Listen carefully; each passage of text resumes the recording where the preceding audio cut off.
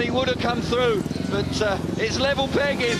It's down to the last heat. Unbelievable stuff. Andres Johnson 3 points, Mark Aram 2, Bjarne Pedersen 1, makes it a progressive score that we're looking for, and setting up a match race to decide this world title. It cannot now be level. It cannot be to a race off, I don't think, here. Scott Nicholls is the man to go out next against Peter Carlson. It's going to be absolutely vital, and Scott Nicholls, of course, was the man who started the night with a heat victory. Can he finish with one?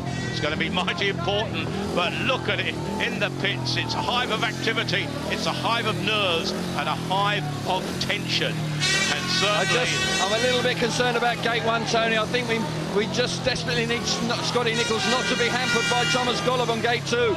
Golub hasn't done anything all night, and I just hope that he doesn't get over on top of Scotty Nicholls and stop the run, because PK has been in great form so far this evening, and this is so vital for Nicholls to get a good way, get a good start and get away from gate 1, and for Thomas Golub to miss it. But certainly this is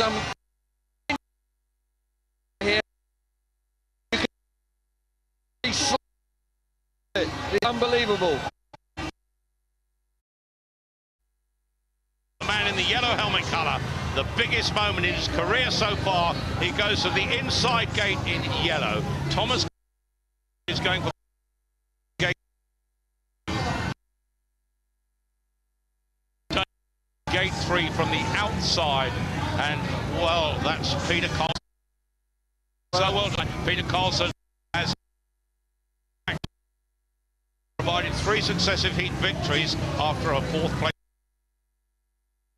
Yeah, when he first picked himself up and had 3 wins. He actually won a race off gate 4 and came through the traffic.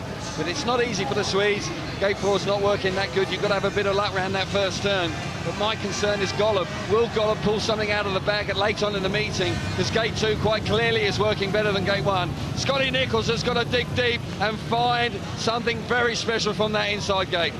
This heat will decide the World Cup. There cannot be a race-off now, because they cannot be level on points.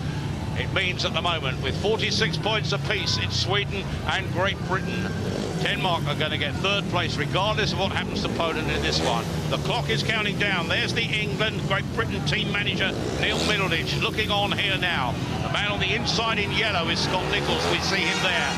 Britain's hopes of a World Cup gold medal. The crowd are roaring already. The starting marshal is there. Peter Carlson looks down at the plate. Scott Nicholls gets a great start and leads the field going into that bend, but coming up the outside and picking up grip is Peter Carlson. Nicholls is back in 3rd. Carlson moves to 1st. It's all decided on that bend. Carlson will hang on. Nicholls has to chase it. Yeah, that was unfortunate for Scotty Nicholls. It almost looked like Hans Andersen shot the throttle off down the back straight. Nicholls is going to give it everything he got. He got squeezed out. But Peter Carlson's been in such good form all evening. He's hit the front. The Swedes have got it at the moment. Into lap 2 they go. Lap 3 they go. Peter Carlson in front in red, looking down at his bike. Scott Nicholls in 2nd place. It was the Dane Hans Andersen that got in the way in that first bend, but now it looks as if Peter Carlson is going to allow Sweden to retain the world title. Into the final lap they go. Carlson in red, Nicholls in yellow. The man in blue is Golub, but it looks as if Carlson is going to win it. He's only got to stay on going round that top bend, and Peter Carlson, 4th successive heat victory, gives Sweden the World Cup. Peter Carlson wins the World Cup for Sweden. Scott Nicholls in yellow takes 2nd place to mean the Brits take runners-up spot in the silver medal on a sensational night of Speedway. But Sweden have retained the trophy to give them their 9th World Cup victory in history. Britain were looking for their 10th. I tell you what, it Tony, wasn't to happen. I tell you what, there's a bit of controversy going on there. Scotty Nicholls, I reckon Hans Andersen actually shut the throttle down the back straight and allowed the Swede by there. I don't like that, but certainly we could well be ruining that point that Scott Nicholls dropped when he saw that red light down the back straight. If he hadn't have stopped there and picked up that 3rd place, who knows, we could have won this meeting. But you know, World Championship Speedway, always drama, always controversy, and the Swedes, quite rightly, are celebrating. Well, it's disappointing for the Brits, but it's the Swedes are celebrating here. And, well, a few tears perhaps being shed. There is David Norris, Neil Middleditch, Scott Nicholls, and Jonathan Green is in the middle of it all in the pits. Yeah, I'm just obviously Midlow trying to consolidate Scotty Nicholls. Let's just get a word. Scotty, obviously you're not happy, but you did everything you could. I mean, it's a World Team Cup, and all I can say is I hope Andersen benefited very much financially from that, because, excuse my French, that's bullshit. You don't do that, you know. You felt he let him go. Totally rerun, you know. Shut off, slowed up, looked at him, let him pass him, and just fortunate I could get round hands, you know, but did everything I can, and just hope the flash photographer as well as proud, because 1 point would have won it for it. Listen, you guys did us proud all the way, and you deserve that silver medal, but I know you wanted gold, but hey, listen, look on the positives. You guys were awesome tonight. Everybody, you know, I let things down a little bit. I didn't have a brilliant night, and you know, every rider should be proud of themselves. You know, they rode exceptionally well, and brilliant team spirit. We deserve to win, you know, and it's just such a shame to lose the way we did, but you know, that's the way it goes, I guess. We give it our best, and you can't ask for more than that. No, you can't. You really did give your best. Let's go back to Kelvin and Tony and have another look at it. Well, desperately disappointing, Kelvin. You saw it all the way. Some people might have called it team riding, but let's see it with you. Well, it was a bit naughty here because we see Peter Carlson from the outside. Scotty Nicholls gets in the mix here. Hans Andersen's in the lead at the moment. Hans Andersen's controlling the race as he comes off the outside. Here we see Peter Carlson. He has a good look at over his shoulder, and he shuts the throttle off there and allows the Swedish rider to go by him. And now he turns the throttle on. And that really was where the World Cup was won and lost for us in the last race on the first lap. Hans Andersen did his Swedish mate a favour there. We'll see it again. Hans Andersen has got this race under control. Nicholls is desperate. He has a good look over his shoulder right about now. Has a good look, knows it's Peter Carlson, shuts the throttle off. That allows PK to go by and doesn't challenge him at all. And I'm afraid that was very blatant, and I'm sorry, he won't be forgiven for a long time for that move. Well, it's the sort of move you call team riding when there are two riders from one team, but the two Scandinavians combine there to shut out Scott Nicholls, and not the sort of thing you expect to see in a world final on worldwide television. No, it was a great shame. Scotty Nicholls gave his all in this race, desperate to track down Peter Carlson, but Carlson has had 4 consecutive wins and really has been the star of the Swedish team all week. And he deservedly, well, he goes on to win the race, but he did get a little bit of a help. We can hear from Hans Andersen his version. He is with Jonathan Green. I'm actually Sophie Blake. I've just changed and disguised as Jonathan. Hans, there's been a lot of controversial talk about the fact that people are saying you let the throttle off in that last race to allow Peter to go past you.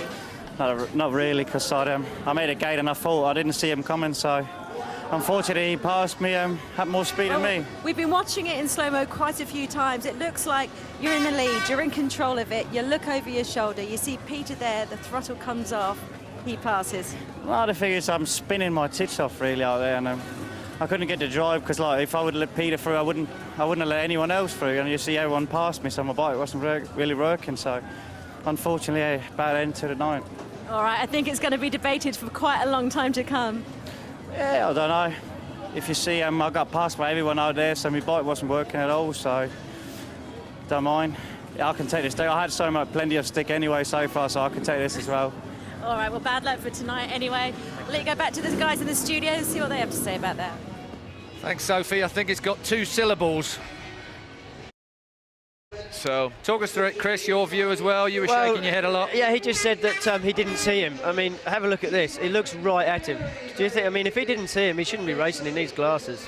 He's my teammate, but he done that on purpose. It's not really good as for Scotty a world suggested. I don't know if there was a financial incentive for that. Lot of needle tonight between Denmark and Britain, though, all the way through the meeting. A few ref decisions that the Danes felt didn't go their way. Britain obviously were arguing. This is going to be one of those inquests that we hold probably for the next few minutes at least, and well. What are you going to do tonight? You're going to celebrate? I guess you are. I don't think so. They go home and sleep, I think. I think we're going to have a quick drink at the bar. I have to get up at 4:30 tomorrow morning to get out to Poole. Yeah. Anton Andersen, he can do the party for me. I think it may be changing here. The youngsters want the old boys to go out. But let's go back to commentary. Well, the parade of the champions, the parade of everybody here, and the Danes, of course, they get 3rd place here. No place. It's very emotion for everybody. Now we see coming out of the track the Brits, and of course the cheers, the flags are waving, the Union Jack flying high. A proud team, certainly beaten, but certainly not disgraced. Luck didn't exactly go their way, but some suggest that little bit of a problem with Hans Andersen in the final race was perhaps more than compensated for that tragedy for Scott Nicholls too in heat 18. But of course then the Swedes didn't use the tactical joker they could have done, would have given them double points. Some may say it all works out. For this crowd, it may be disappointment. It's been a tremendous night, a capacity crowd here at Wimborne Road, Poole. This is what the 7,500 fans here on the South Coast think, and they're cheering their British heroes for their effort in second place. A tremendous night. David Norris desperately disappointed. There's John Postlethwaite with him. Lee Richardson going. Really carved up about that. I suppose if you're going to lose, losing by a point really is no consolation whatsoever. No, that's right. Obviously, he's disappointed. You can see that he's bitterly disappointed. He's made all the right decisions. He's a fantastic Great Britain team manager, and he took a lot of stick, I think, initially for bringing Javi instead of Joe. Javi's come in, done a fantastic job, and I'm sure, given track conditions, he made the right decision. So I can understand him being gutted. I'm gutted. Interesting there to hear the fans on the side of the trackside here booing Hans Andersen as he picks up his bronze medal there. So Hans Andersen, villain of the piece, and he heard it and saw it himself, I'm sure. Team Great Britain then being presented to the packed house here at Wimborne Road Stadium in Poole. What a night they've had, what a week they've had, Team Great Britain. On Monday night they came through direct to the final, beating two good teams and the qualifiers Hungary for the right to come direct to tonight's World Cup final.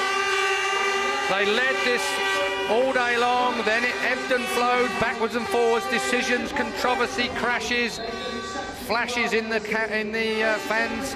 It really did, didn't it, Sam? It was one of those nights where you couldn't tell which way it was going to go throughout the evening.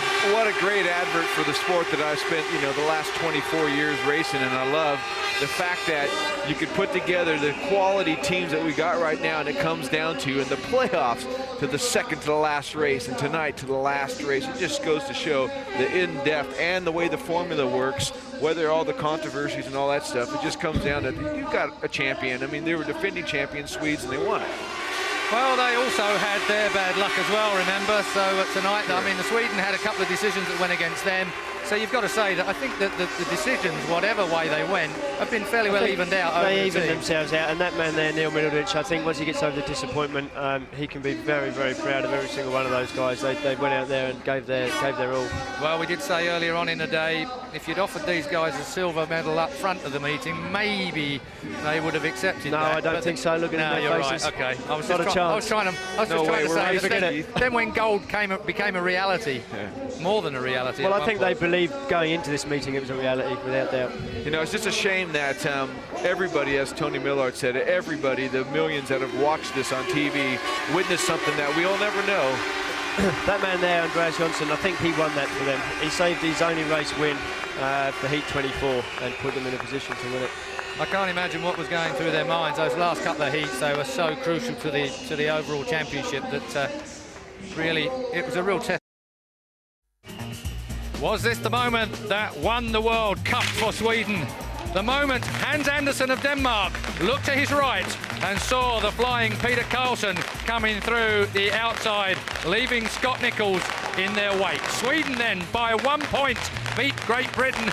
Denmark were third, Poland in fourth place. That is the 2004 World Cup final result, as over our shoulder go the